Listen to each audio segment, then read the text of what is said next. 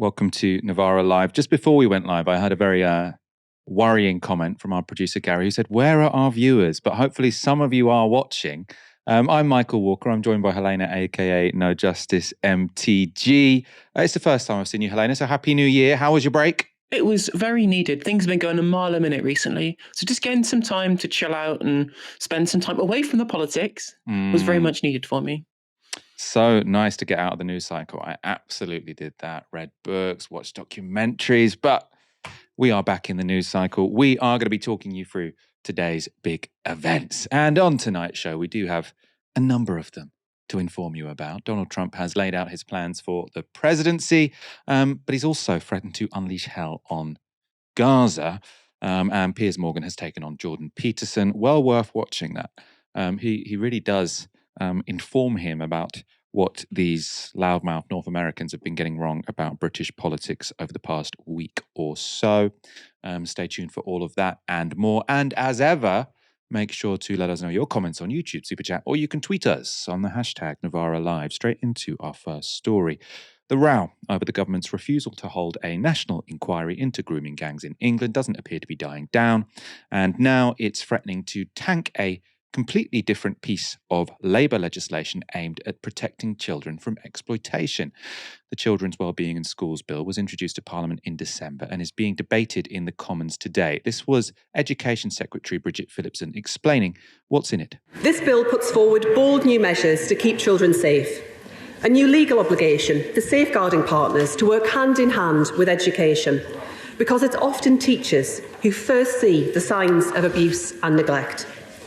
A new duty to establish multi-agency child protection teams, because keeping children safe is everyone's business. A new power to put in place a unique identifier for children, sharing information so that no child falls through the cracks. A new compulsory children not in school register in every area of England, because if children aren't in school, we need to know where they are. So this bill that's being debated doesn't directly address child sexual exploitation of the kind that's recently been back in the news, but the measures it introduces may make it harder for adults to abuse vulnerable children. It allows the authorities to better track children who aren't in school or who get lost in the care system. Now, that's very important because a report from the Child Safeguarding Review panel last year made clear that many victims of exploitation and other forms of abuse outside the family fall into those categories. Not particularly surprising, this. Among those children who had experienced extrafamilial harm, so harm outside the family, 26% were not enrolled at school or receiving an education, 59% had poor school attendance, 67% had been or were currently a child in need, 38% had been or were currently on a child protection plan, and 49% were known to a youth offending team. So this law saying we need to pay more attention to these children because this is where harm could be done. It also puts safety rails on the rights of parents to automatically homeschool their children. You might remember the tragic story of Sarah Sharif. She was murdered by her parents in 2023 following years of violent physical abuse. And in the trial of her parents, that was late last year, it emerged that they had twice withdrawn her from school to hide the fact that they were beating her from the authorities. The judge who sentenced both parents to life in prison last year specifically pointed to the automatic right to homeschool children without oversight as a factor in the case. So whether or not you think the bill goes far enough, it's clearly aimed at providing better protections for children, what Labour are putting forward in Parliament today. However, that fact wasn't enough to stop the Tories, as well as Reform UK, from trying to kill the bill in its tracks. Now, that's because both parties have tabled an amendment that, if passed, would see the piece of legislation binned. The Tories amendment, which calls for a national grooming inquiry while criticising other aspects of the bill, has been selected for debate by the Speaker of the House, meaning it will be voted on this evening. The Reform UK amendment also calls for an inquiry, but it won't be debated. It hasn't been selected. Now, this is somewhat complicated. There's a part of parliamentary procedure I have to admit I hadn't understood before reading about this today, because the reason that this amendment, which is ostensibly about a national grooming gang inquiry, could kill the bill if it passes is a somewhat technical one. This is the bill's second reading, and usually amendments are made after this stage and agreed at the third reading. So amendments made at the second reading, in other words, now are called reasoned amendments. If they pass, they don't change the bill, they crush it. As I say, somewhat confusing, but that's the facts. Obviously, Starmer, given this context, whipped his MPs to vote for the new bill and not for the amendment, but the right is framing this as a vote against a new national inquiry into grooming gangs. Elon Musk, who has been relentlessly tweeting about the scandal, posted this on X or Twitter. He says, "Why would Keir Stormtrooper order his own party to block such an inquiry? Because he is hiding terrible things. That is why." Whether or not Starmer is hiding terrible things is a topic we will get to later in this segment. One of the sort of original journalists who shone a light on this particular child abuse scandal actually thinks that Keir Starmer did a pretty good job as Director of Prosecutions at the CPS. We'll talk about that later. For now, Musk might be forgiven for not having a precise understanding of parliamentary procedure, but not so really the Telegraph, who've just copied his framing. In Prime Minister's questions, the issue of conservative political opportunism came up. And for once, this was actually a more reasonable and useful exchange than we're potentially used to seeing in the Commons between Keir Starmer and the leader of the opposition, Kemi Badenoch. This was Starmer on the Tories' opposition to today's bill. What can't be tolerated is the idea that this afternoon members opposite will vote down a bill which protects children, include Mr. Speaker. Mr. Speaker, let me just.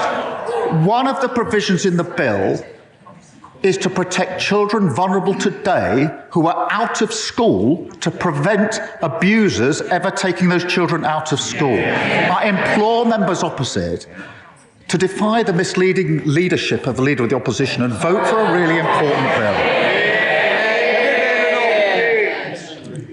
Mr. Speaker, I'm shocked that the Prime Minister would say that actions were not taken. He knows full well that we accepted 18 of the 20 recommendations in the J inquiry and went further, launching a gangs task force that found 550 more perpetrators. That shows that there is still work to be done. In Rotherham alone, there have been over 1,400 victims. Across Oldham, Bradford, Bristol, Rochdale, and dozens more towns, there have been thousands more victims, but no one has joined the dots. No one has the total picture, and it is almost certainly still going on. Badenoch said there that the Tories accepted 18 of Alexei J's 2022 recommendations following the 7-year national inquiry into child sexual exploitation and abuse. There's an important clarification here, though, because despite that inquiry costing nearly £200 million, the Conservatives didn't fully enact a single one of her recommendations. So if you accept the recommendations but don't enact them, there's not much point in that. What Badenoch is potentially right about, though, is that grooming gangs may still be operating in England.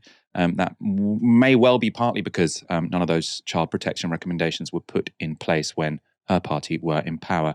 But Badenoch went on to make her case for a fresh inquiry with a specific brief. The reason why a national inquiry is important is because this issue is systemic. It has been involving local and national officials, the police, prosecutors, and politicians. He talks about some of the local inquiries, but these interlinked issues cannot be covered by local inquiries alone. In fact, the leaders of the Manchester inquiry resigned because they couldn't get evidence, they couldn't summon witnesses, and not a single person in a position of authority has been held to account. The Prime Minister called for 9 inquiries in the last Parliament. Does he not see that by resisting this one, people will start to worry about a cover-up?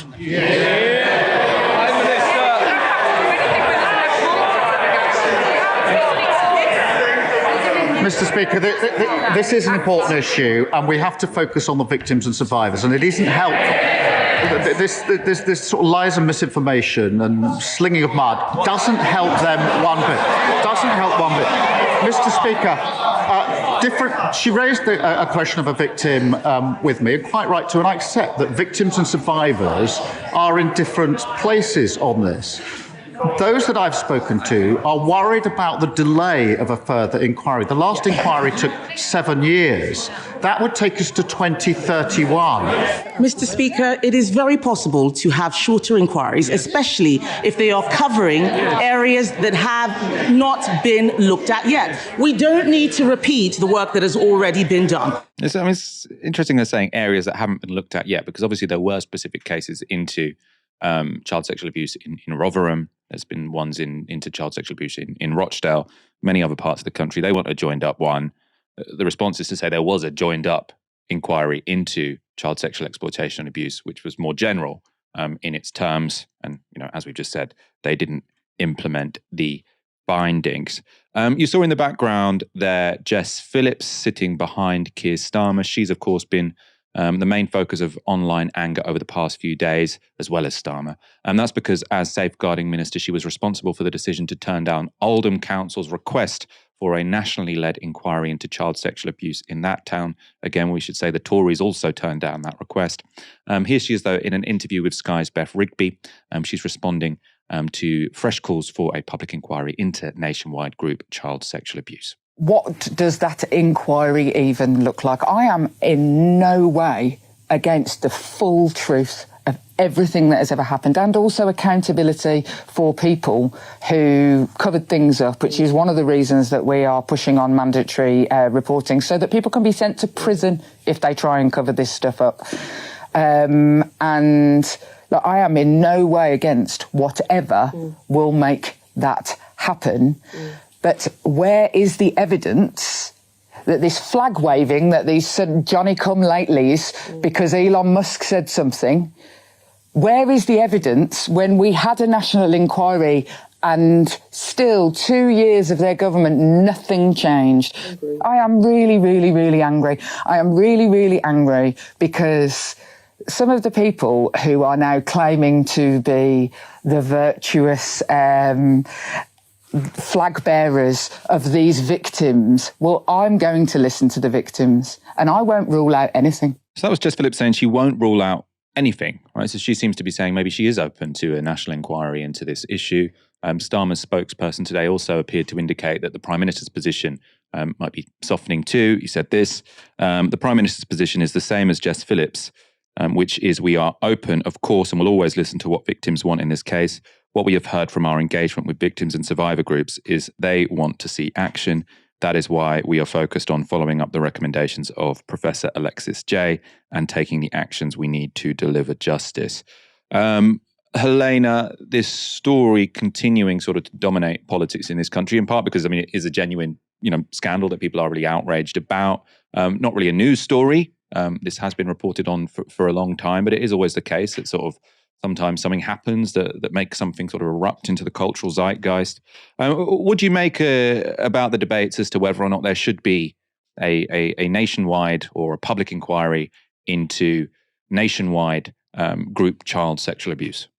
I'm not going to try and claim to be any kind of expert on this very specific issue on whether or not a new full inquiry is wanted by the victims and survivors, or whether there was any utility into having one.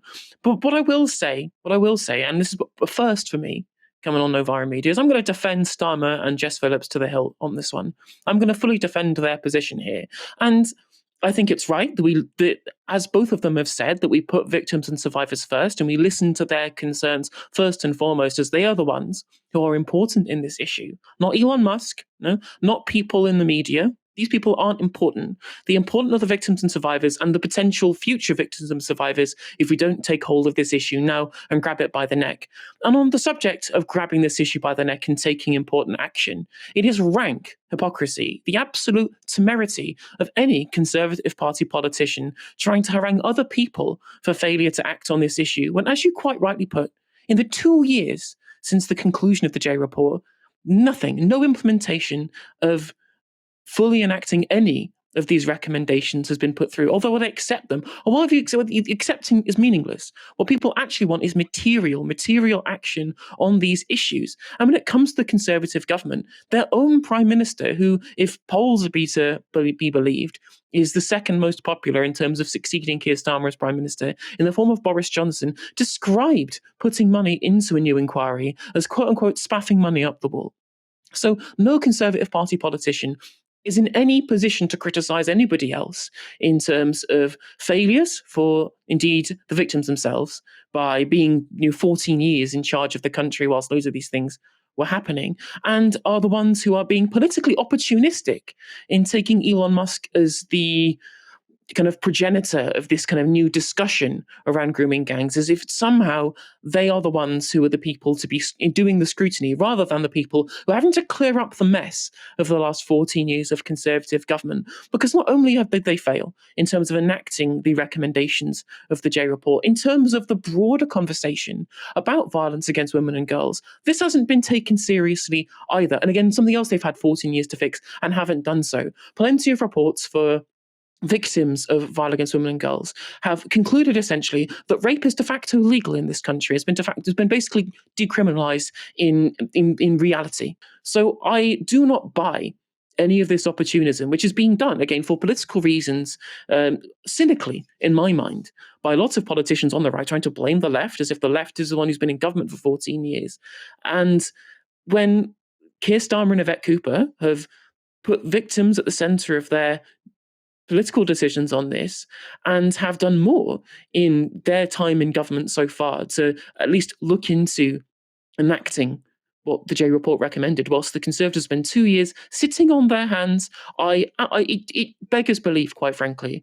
It beggars belief for Kemi Badenoch to try and put herself as the champion of these victims, rather than somebody who's being a political opportunist. Yeah, I mean, I agree with everything you just said. I mean, it's so obviously political opportunism from Badenoch, and especially Jenrick. And, I agree with what you're saying as well. Keir Starmer seems like he's kind of in the right on this one.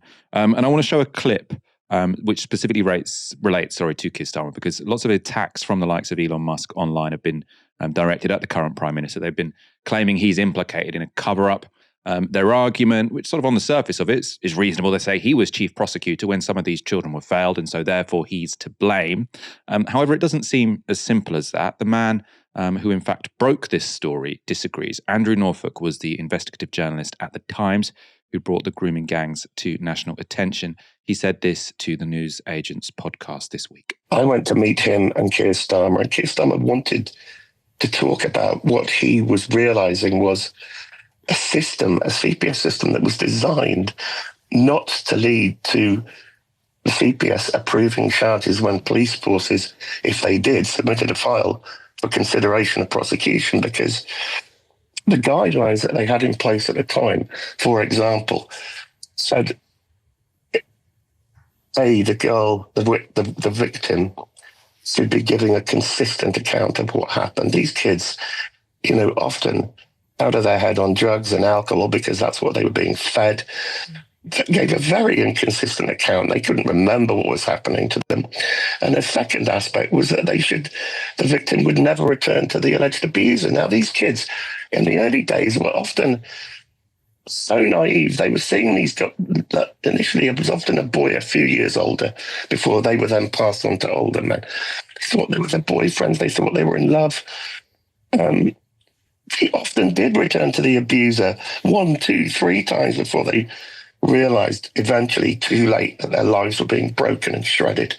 So Keir Starmer, I sat with him and Nazareth, so we talked through this. He completely changed the rules. His decision led to a massive increase in the number of successful prosecutions across the country. In a similar way, the rules for judicial appointments for complex cases involving multiple defendants were changed. A special panel of judges was introduced. But for all the easy, cheap nonsense that's being peddled these last few days, significant changes were made. He's saying significant changes were made. He doesn't seem to think that there has been a long-term cover-up. He's saying at the beginning, this was an issue which was not being dealt with properly. And he's saying that actually He's saying both the media and sort of the political establishment responded. I do really recommend listening to that full interview. It's on the News Agents with Andrew Norfolk, who, as I say, is one of the two journalists, I think, who really broke this story into the public eye and sort of began to get justice for some of these girls. Colonialism is back, and we're not hiding it anymore. That was the message from Donald Trump in a rambling speech delivered at Mar-a-Lago, where he said he wanted control of the Panama Canal, Greenland, and Canada. Now let's start with his comments about Panama. The Panama Canal is a disgrace, what took place at the Panama Canal. We gave it away for $1. But the deal was that, they have to treat us fairly. They don't treat us fairly. They charge more for our ships than they charge for ships of other countries. They charge more for our Navy than they charge for navies of other countries. They laugh at us because they think we're stupid, but we're not stupid anymore. So apparently there is no evidence that they do charge the American ships more. Sometimes the American ships get charged more because they're larger. So larger ships are charged more. America has larger ships that go through the Panama Canal. Even Trump's defenders, that seems to be what they're saying. They're saying, yes, we get charged more because we use the canal more. Apparently, prices have gone up in the Panama Canal, in part because of climate change, which has sort of caused some droughts, which have meant that the canal is lower. So it's more expensive to operate. Let's go further back, though, some proper background. The Panama Canal was built by the Americans between 1904 and 1914. You can see why that was seen as worth doing. The canal cuts the distance from the American East Coast to West Coast by more than half. Also would sort of radically shorten the trip from, say, San Francisco to Europe. Before the canal was built, you have to go all the way around Argentina. So it's very long, very expensive. The story of how the Americans went about building it is a really classic case of American imperialism. Why? Well, because the current location of the canal didn't used to be in Panama, but rather Colombia. And in fact, Panama didn't actually exist until Colombia turned down the United States' request to build and control a canal in their country. So in response to Colombia saying no, the United States backed a separatist movement in Colombia's northern provinces. The US Navy then stopped the Colombian military from suppressing that rebellion. And lo and behold, Central America had a brand new state, Panama. And it was a state that was willing to make deals with Washington. So that's how it arose, let's say. However, things changed somewhat during the 20th century. By the 1960s, the people of Panama were less sympathetic to their new colonial masters. Riots broke out.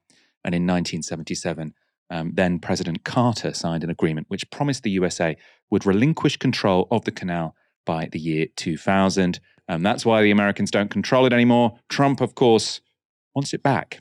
A revisionist power, you could say. Panama's president, Jose Raul Molino, has insisted the canal is not for sale. Let's see who wins out there.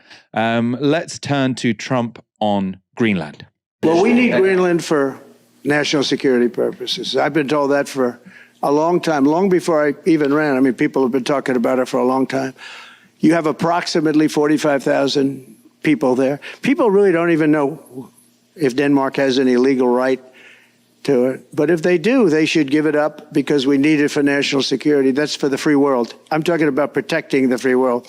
You look at, you don't even need binoculars. You look outside, you have China ships all over the place. You have Russian ships all over the place. We're not letting that happen. So Trump has had his eyes on Greenland for a while now. He floated by in the island during his first presidential term. Some background on Greenland. It's the world's biggest island. And, in my studies today, I have to say, to be fair, it does seem closer to the United States than Denmark. That doesn't necessarily mean Trump should get to have it. The island was colonized, or has been colonized, by European powers since the 11th century, so a very long time. It has been formally part of Denmark since 1721, though since 1979 has had increasing degrees of autonomy. It has a population of 56,000 people, so I think there was an underestimate from Trump in that clip. But the island is very strategically placed between North America and Russia, and I think this is quite key. It might have large stores of rare metals under its ice sheets. Now, that hasn't been very useful up to now, and this is a sort of twisted element of the story. Climate change might mean those ice sheets melt. That would be terrible for humanity because it would dramatically raise sea levels, but it would be a great opportunity to drill for some rare earth metals. So maybe that's why Trump wants his hands on it. Donald Trump Jr. also says he loves Greenland. He was visiting the island precisely as Donald Trump gave that speech. He says, Greenland is beautiful. For their part, the Danes have said while they're open to Greenland independence, they see it joining the United States as less likely. Finally, let's turn to Canada. Canada and the United States, that would really be something. You get rid of that artificially drawn line, and you take a look at what that looks like, and it would also be much better for national security. Don't forget, we basically protect Canada. But here's the problem with Canada. So many friends up there. I love the Canadian people. They're great. But we're spending hundreds of billions a year to protect it. We have more than they have. We don't need anything. So why are we losing $200 billion a year and more to protect Canada? And I said that to, as I called him, Governor Trudeau. I said, listen, what would happen if we didn't subsidize you? So the reason he's calling him Governor Trudeau, when he's in fact Prime Minister Trudeau, is to suggest that Canada is already, in effect, just a 51st state of America. So it's a very sort of belittling thing to say. Canadian Prime Minister, soon to, he won't be for much longer because he resigned this week, but there isn't a new Prime Minister yet, of course. He said, there isn't a snowball's chance in hell that Canada would become part of the United States. Workers and communities in both our countries benefit from being each other's biggest trading and security partners. He clearly doesn't think the line separating the two countries is as imaginary as Donald Trump thinks it is, or as meaningless as Donald Trump thinks it is. Of course, whereas I think with Panama and Greenland, there are, I don't know what Trump will do there. I imagine he will try and change the status quo to some degree. With Canada, it does seem a lot less likely. However, this was the somewhat creepy take on the issue on Fox News. I used to love the idea of gobbling up Canada. Vast energy reserves, doubling our geography. We'd never lose another Winter Olympics. But do we really want to add that many liberals to our population? Even if we split it into two states, a conservative West and a liberal East, because Eastern Canada is so populated, it'd be an electoral disaster for Republicans. No thanks. But the Canadians need to shape up when it comes to trade, energy, and timber. I'd still like to add stars to our flag, and Canada does seem ripe for the picking. Maybe we just take Saskatchewan and Alberta, because the fact that they don't want to become part of America makes me want to make them. I don't know why you'd go on national television and say, you really like to do stuff to people when they don't want you to do it. I didn't even want Canada, but now they don't want to be part of America. I want to make them part of America. I don't, if that's your sort of inclination towards sort of desires and consent, alarm bells are ringing. Helena, it's very Putinesque, isn't it? In this sort of this way of saying, when we sort of used to hear those sort of long rambling speeches from Putin sort of saying, Ukraine's not a real country, the line separating us is arbitrary, it's not an independent place. Sort of Trump seems to, be very much leaning into that, right? Borders are always up for negotiation. Is this him flooding the zone with shit, or do you think we should take some of this seriously? With regards to Canada versus the United States, I find it very interesting that when it comes to Canada, the border is just an artificially drawn line. They should join with us. We love the Canadians. When it comes to Mexico, build a wall. We cannot let any of the Mexicans in. I wonder if there's something underlying his opinions of each of those countries. I'll leave that one there. With regards to whether we should take him seriously, I do think we should take him seriously. Revanchism as a concept is rising globally across many other countries. You look at Russia, Turkey, Israel, Azerbaijan, Egypt. Loads of these countries have been engaging in what is essentially land grabs as to what they feel is territory that they previously should have had access to, or previously did have access to, that they now don't have. So this is a sentiment that's rising globally. And the idea that Trump, somebody who was famously entirely driven by ego, would let that be the sole preserve of Vladimir Putin, of Netanyahu, of Erdogan, and people like that. I find people who are trying to dismiss this as the ramblings of somebody very silly. I think that they are missing the wood for the trees. Trump is somebody who has a lot of sway within how the party, especially the Republicans specifically, try and move their policy. So trying to think of this as being something that he's spitballing rather than serious about, I think we need to be really serious about not taking this lightly. what I think as well, I think this is broadly as well, there's a bigger point to be made about the kind of nationalism that we're seeing globally at the moment as well, especially when people kept trying to say in the run up to the election amongst the kind of America First people, oh, well, Trump is anti-war. No new wars were started, despite him doing more drone attacks than Obama did in 8 years than he did in 4 years. He did more in those 4 years. He was never been like the anti-war president. Of him to immediately come out the gates with, well, we can't roll out military action to gain the territory of Greenland and regain the Panama Canal, really does show that the America First Brigade just always fall for the lies, and they just don't have any kind of consistent position either, because they'll start championing whatever Trump says as soon as he said it about wanting to acquire Greenland and reacquire the Panama Canal. But this kind of nationalism, this ultra-nationalism that we see from the American far right, from the America First sector of the Republican voter base, this ultra-nationalism can never be isolationist. The idea of nationalist isolationism really has been blown apart in the last kind of few years of international geopolitics. And it almost always ends up mutating into this revanchist chauvinism that we are seeing from other places, the kind of nationalism that is part of like the Israeli kind of Zionist expansionism. This is the kind of nationalism that we see from the America First side, the greater Russia chauvinism that is the underlying principle behind Russia's desire to regain territory in Georgia, in Ukraine, in Transnistria, all this kind of stuff. That is very similar to the kind of things that we see from the chauvinists within the American far right as well. So to try and decouple this from the international consensus that we're seeing amongst the strong men elsewhere in the world, this is one and the same as far as I'm concerned. And we should treat them all with the same level of skepticism on the left as we do those who we consider to be our natural enemies as well as our natural allies. Not to say that we should be considering countries as allies and enemies. When we look at the reason why we've had the rise of this chauvinism, it's a reaction to like liberal globalist politics. It's a reaction to this idea that, well, we can break down borders for capital, right? We can break down borders for capital, like internationalist politics. Now that's something for somebody else, but we can break down borders for capital, but not people. And so people have reacted to that with this kind of this nationalist, this protectionist kind of policy.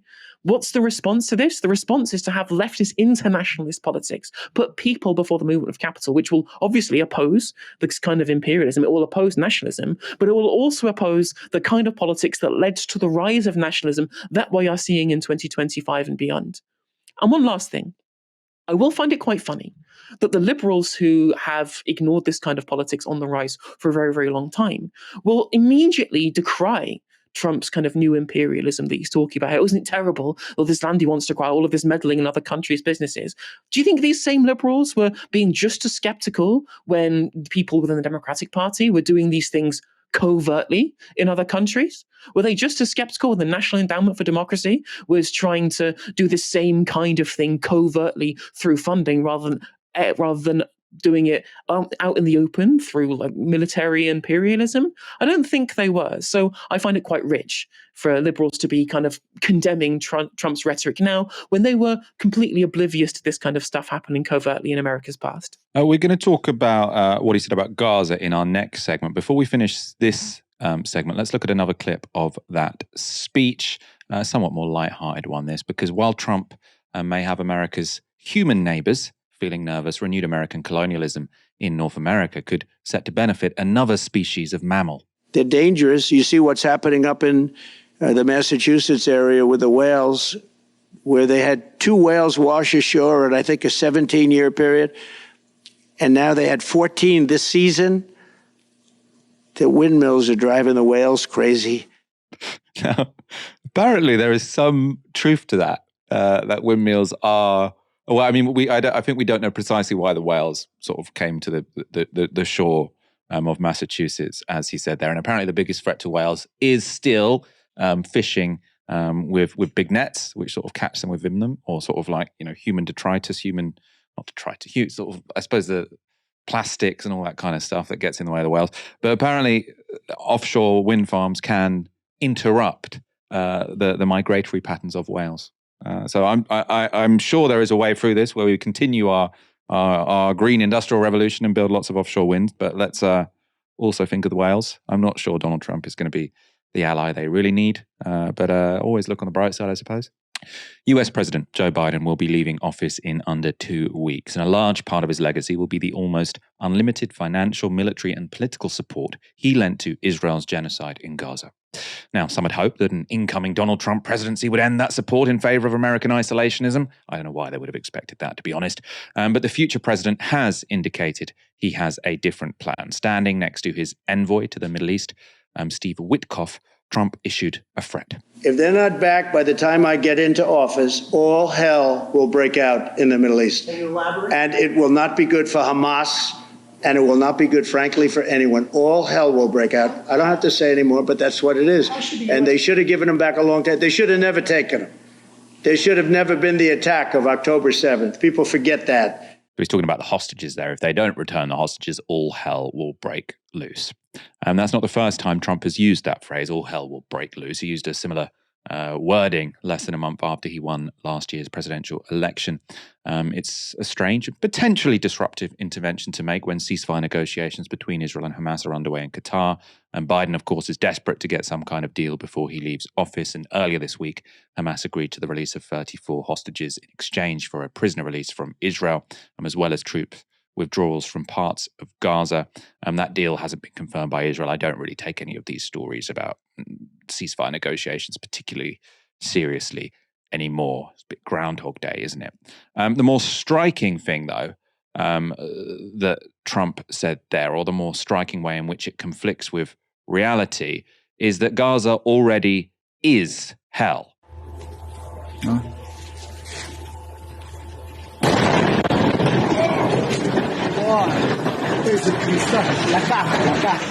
That was footage of Israel's ongoing efforts to flatten northern Gaza's Jabalia refugee camp. It's part of Israel's ongoing campaign to ethnically cleanse the northern parts of the Strip, forcing Palestinians into the south, where they're told they'll be safer. That's a promise that has never been kept. On Tuesday night, Israel's assault on the south of the enclave continued, with strikes targeting the Al-Mawasi area of Khan Yunis. In the area which is designated a safe zone by the Israeli military, a drone struck tents housing civilians.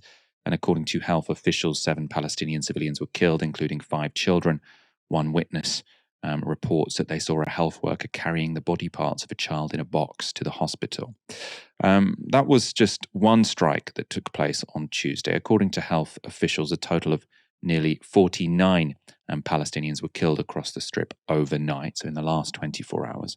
And of course, overall, nearly 46,000 Palestinians are confirmed to have been killed since Israel's war began 15 months ago. The real number could be much higher. The number injured is now approaching 110,000.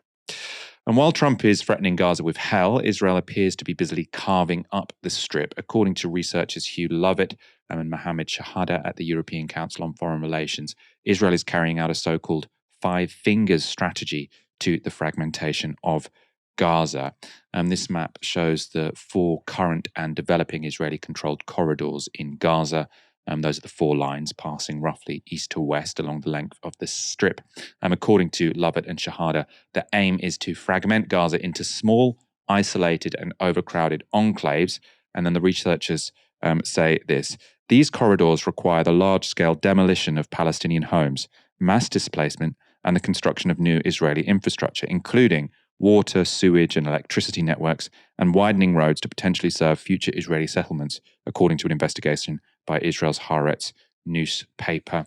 And the researchers go on to say this about that zone. According to a senior IDF officer involved in the operation, the task is to create a cleansed space. To achieve this, Israel is using a combination of violence, starvation, and mass incarceration and deportation before targeting all those who remain, even if they are civilians.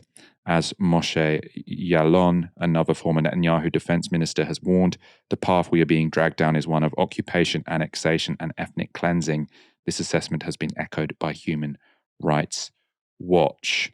Of course, it's been clear for more than a year that Israel has no interest whatsoever in the hostages held by Hamas and other resistance groups in Gaza, and under relentless Israeli bombing and ethnic cleansing, they're dying. Israel's defense minister has now confirmed that the bodies of a further 2 hostages have been recovered from Gaza, those of a father and a son. Helena, I mean, it's difficult to see how the role of Washington in Israel's genocide against the Palestinian people could get worse. That being said, I mean, if anyone could manage to make it worse, I suppose it would be Donald Trump. My feeling is that sort of Netanyahu has sort of been buying time, making Gaza completely unlivable until Donald Trump comes in as president to try and have some, I mean, to use a horrible phrase, sort of final solution to sort of, I mean, maybe bully neighboring countries into saying you have to take these people, because I suppose Netanyahu is going to say, look, Gaza's unlivable. You know, even if we wanted them to stay, they can't stay because it's unlivable, and then bully other people to take those people so that, you know, Israel can have at least half of the Gaza Strip and annex it. I mean, it's incredibly grim. What do you see is happening? How would you interpret that statement that all hell will break loose if Hamas don't return the hostages? I mean, it's been clear ever since the start of kind of the electoral process in America that Trump has been very clear about his allyship with Israel. He's always been incredibly allied to Israel. And there is no kind of sector of his electoral base who wants him to do anything else. There is nobody within his own party who would temper any of his ambitions with what he wants to happen within Israel and Gaza, because they all support the same thing. For as much as Trump seems to kind of purports to be this break from neoconservatism, he never really has been in terms of how he approaches geopolitics and the kind of people that he puts in positions of power who also deal with these things. So the idea that this would be some kind of a break from previous consensus, that's just kind of not true. And as you say, like, it's just the only person who could be any worse at this than Joe Biden, who's been giving a green light to the hell that has already been created in Gaza. The idea that would be any different or any better under Donald Trump, I think that was for the birds. And I made this point in the run-up to the election as well. With regards to how all hell would break loose, I think the idea that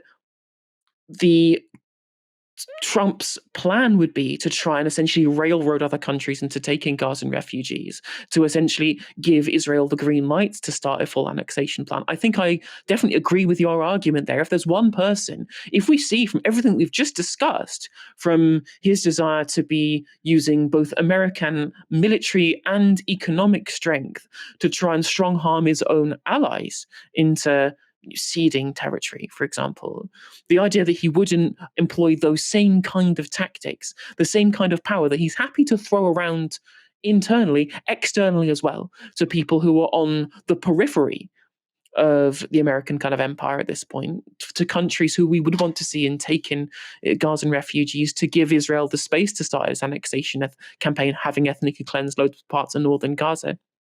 I think I would buy that argument. He is certainly somebody who's not afraid to railroad people within other countries, other political entities, other governments, into accepting his will, whatever it may be.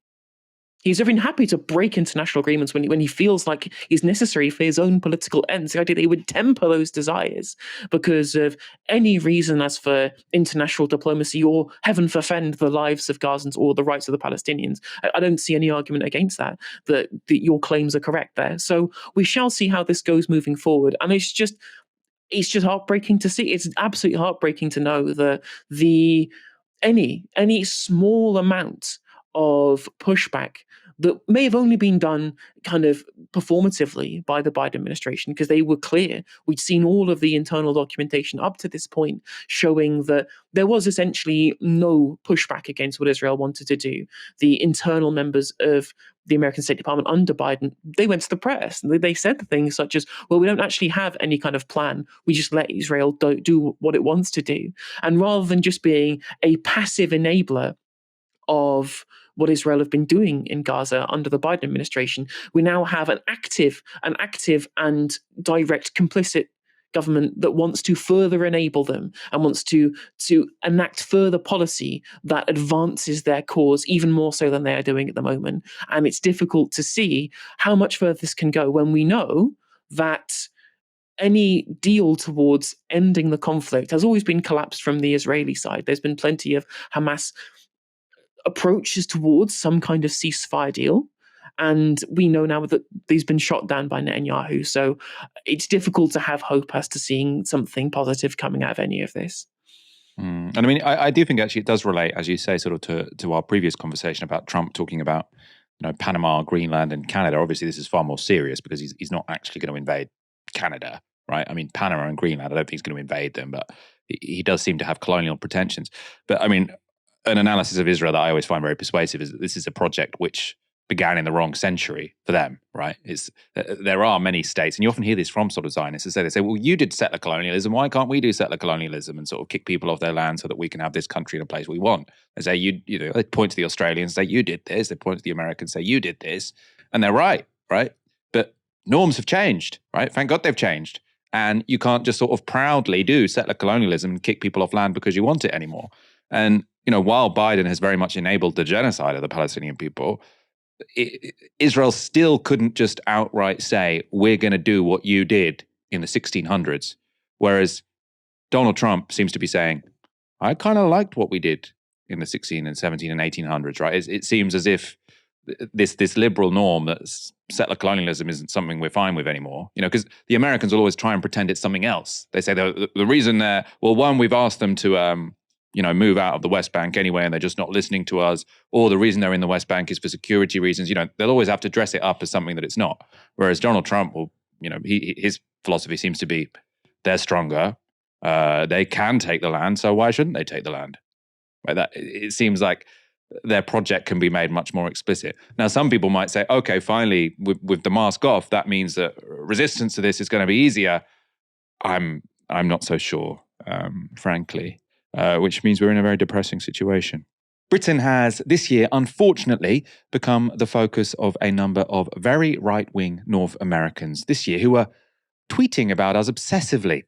And some Brits, most notably Kemi Badenoch and Robert Jenrick, have been happy to sing along to their tune. But what's becoming ever more apparent is that these loudmouths, be they Elon Musk or Jordan Peterson, don't actually understand much about this country, the country, of course, about which they are so opinionated. For example, while Musk has shared all sorts of outright misinformation about the grooming gang scandal, he keeps saying there are 250,000 victims, which is just a number he's picked out of thin air. He's also shown some basic misunderstandings about how Britain works. So on January the 3rd, he tweeted about the UK 43 times, and one of those times was this. So he's retweeting this account, Ben on Wine, who said, who thinks the king should dissolve parliament and order a general election to be called for the sake of and security of the country? The king must act before it's too late. And then Elon Musk says, yes. Now, of course, if Elon Musk knew a bit more about this country, and unless he wanted a repeat of 1649, so a civil war between parliament and king, he would know the king can only dissolve parliament on the request of the prime minister, namely Keir Starmer. So Musk's plan falls at the first hurdle. He should have sort of looked at our country on Wikipedia. He clearly didn't have the time. The most significant misunderstandings of these right-wingers, though, appear to be based around their support for Tommy Robinson. Robinson's real name is Stephen Yaxley Lennon, of course. In this country, he's widely understood to be little more than a thug. But the likes of Musk and Peterson have decided he's in fact a freedom fighter. Elon Musk has falsely claimed Tommy Robinson is in jail for telling the truth about grooming gangs. In fact, Robinson is in jail for repeating false and libelous claims about a Syrian teenager. Jordan Peterson has also tweeted his support for Robinson. So he said, Tommy Robinson has been trying to tell the truth to idiot moralizing liberals for more than a decade. He's quoting someone called Basil the Great. Peterson, though, like Elon Musk, has not done his research on Tommy Robinson or Yaxley Lennon. And this was expertly made clear by Piers Morgan this week when he interviewed the Canadian philosopher. Robinson is not in prison right now for anything to do with the gang rape scandal. He's in prison because of this movie he made, this documentary, as he put it, as a journalist, which I don't think he is. He's someone who made a film after he was convicted in a court by a judge of being seriously defamatory to a young Syrian refugee boy who he tried to make out was the villain of a bullying incident that went viral because there was a clip, when in fact he was the victim. The judge made it crystal clear in his very extensive ruling, which I read at length last night. It's many, many pages. It's extremely detailed. It includes his analysis of all the witness statements, what the school have told him, all the documentary evidence, everything. There's no doubt that the judge's conclusion is that the victim was the victim, that the boy who did the bullying in the video that went viral, Bailey, who was befriended by Tommy Robinson, that he was also a victim in many ways of the firestorm that erupted after this story went viral. He also made it clear that Bailey had not had a racial motivation that he could establish against a Syrian refugee, which had been the original narrative that went out there. So it was very educational, this judgment, in many ways. He getting to the bottom of what had happened. But he also made clear that the 5 witnesses which Robinson brought to court to try and support his proposition that this Syrian refugee was the bad one of the two, that all of their evidence was lacking in credibility. In fact, he called it, he said some of them had clearly invented their testimony completely. And he was very scathing about the quality of the evidence of everyone that Robinson brought there. And in the end, he found Robinson guilty of defamation. He fined him £100,000 and I think £700,000 in legal costs. And he made it crystal clear to him, do not repeat these lies about this Syrian refugee boy, Jamal, again. And all that Robinson did was go away and repeat them to absolutely everyone, including in this film, to wide audiences. And they are ultimately lies, as proven in a very forensic and extensive court case held by a very eminent judge. I have to say that was a really excellent, I think, summary of why Tommy Robinson is currently in prison, or Stephen Yaxley Leather. I assume when he stands up in front of a judge, he has to use his real name. Right, because all these Americans have said he's in jail for telling the truth about grooming gangs, and he's in jail because he was found to have libeled a teenager. Right, this is not. Sometimes we sort of say, the system of sort of libel in this country makes it too easy for a very powerful and rich person to threaten to sue you, and that means that you feel like you don't want to report on them because they can sort of use their very wealthy sort of lawyers to bully you. This is Tommy Robinson libeling a teenager, a refugee teenager, right, and saying all these sorts of nasty things about him, which a judge has said is not true. So that would have been a civil case, right? So then he's sued, he has to pay up lots of money, but also a condition of that is that he can't repeat the libel. What does Tommy Robinson go and do? He puts the libel again in a documentary which he streams everywhere. So then he's in contempt of court, and that's why he's back in prison, right? Not so honourable, right? This doesn't, to me, sound like a freedom fighter. This, to me, sounds like someone who's bullying a teenager. Piers Morgan goes on to say this.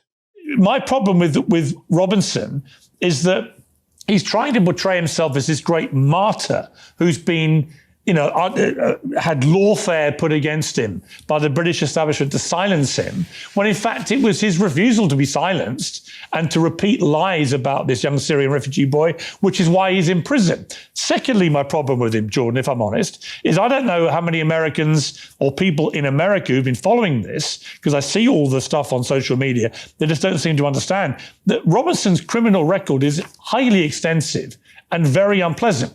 So, for 20 years, he's been breaking the law. He attacked an off-duty police officer. He led a hooligan group of football thugs in a brawl involving 100 people. He headbutted a man in Blackburn. He used a false passport to get around the fact he had criminal convictions in the UK to get into America and was caught. He perpetrated mortgage fraud, over £160,000. He was then found in contempt of court twice for turning up at court cases involving people who had been accused of committing these heinous crimes of grooming and raping these girls, nearly wrecking the trials because he was saying defamatory things in public outside the courtroom. And then we come to the refugee story, in which he's now back in prison again. And he was found guilty of stalking a journalist and accusing her partner of being a paedophile. This is not a nice guy. Not a nice guy. I mean, you'll all know about his far right background. Just sort of two of those things, though, to pick up there, which are, the fact that you've got all these people sort of saying he's this warrior for free speech. So one of them, as you heard there, he nearly collapsed a bunch of those grooming trials by going and sort of trying to film outside them and basically get sort of more views on his social media. So he could have stood in the way of someone who was a victim of a grooming gang getting justice. And now they're saying he's the person who's fighting for these victims. The stalking one as well is really shocking, right? So you've got all of these people saying he's a free speech warrior, he's a true journalist. Lizzie Dearden is her name. She was a journalist who had written an article about Tommy Robinson, and she'd emailed him for his response. So she hadn't published it yet. You have to email someone to sort of say, do you have comment on this? And so instead of replying with his comment, he finds out where she lives, goes to her house, hurls abuse outside the house, and then starts making claims about her partner being a paedophile. Again, completely, just picked out of the air, libeling someone else. And a judge gave him a 5-year stalking order for that. So the idea that you're holding up someone as this warrior for free speech, as this brave journalist who, when someone wrote an article about him, he went to their house and has a 5-year stalking order on him. I don't know if it's run out now or not, right? But this is serious, right? As you saw Jordan Peterson there sort of looking very seriously at the camera. Let's see what he made of those facts being explained to him. Yeah, well, I've been following the rape gang scandal for, I would say, 15 years, but the primary source of information for me in Canada has been Tommy Robinson, and his insistence on pursuing this come what may was part of the reason that I looked into it. And I think that's probably the case for Elon Musk as well.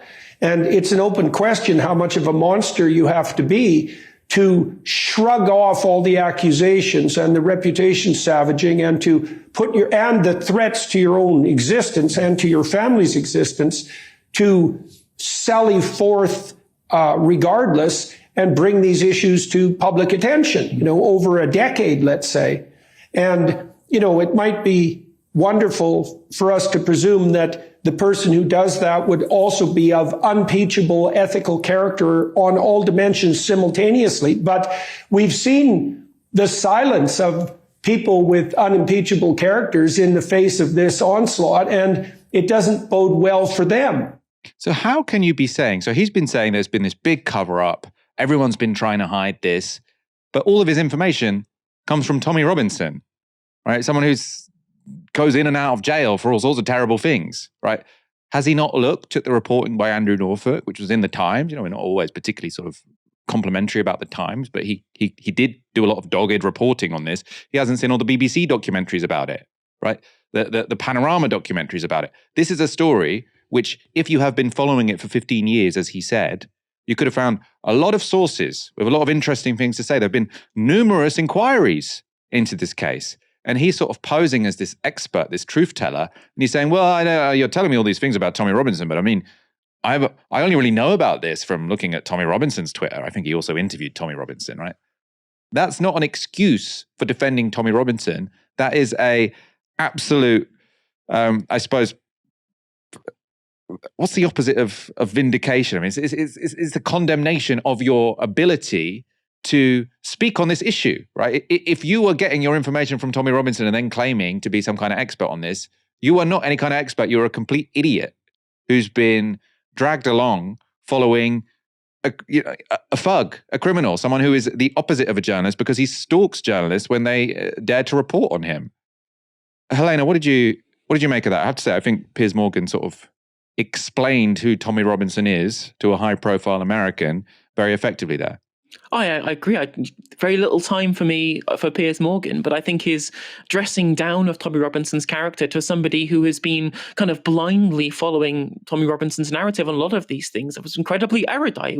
It seemed very difficult to counteract it. And what you saw from Jordan Peterson there, whose online grift relies on being able to win over the kind of people who are already part of Tommy Robinson's audience. So he can't be in a position to outwardly condemn Tommy Robinson, even in the front of all of these facts that's been presented by Piers Morgan, has to go, well, he believes in being anti-grooming gang, therefore even if he's of somebody of poor character, the sole point that he's been making there, when it's my personal opinion that a lot of these things Tommy Robinson has been hitching his banner to for personal reasons, for his own personal growth, rather than for some kind of large, genuine desire to see justice for victims, when, as you see from the information that you just put out there, one of the contempt of court conviction was for essentially almost causing the collapse of a trial to prosecute these people. So I don't necessarily take Tommy Robinson's personal claims that he's been a warrior for this, or Jordan Peterson relaying those claims as for a reason why he's been backing him up until this point. I also think what's quite interesting too, you see quite a gap between Morgan and Peterson, and it's kind of a gap between the kind of more liberal conservatives and like the reactionary conservatives and their approach to law and order.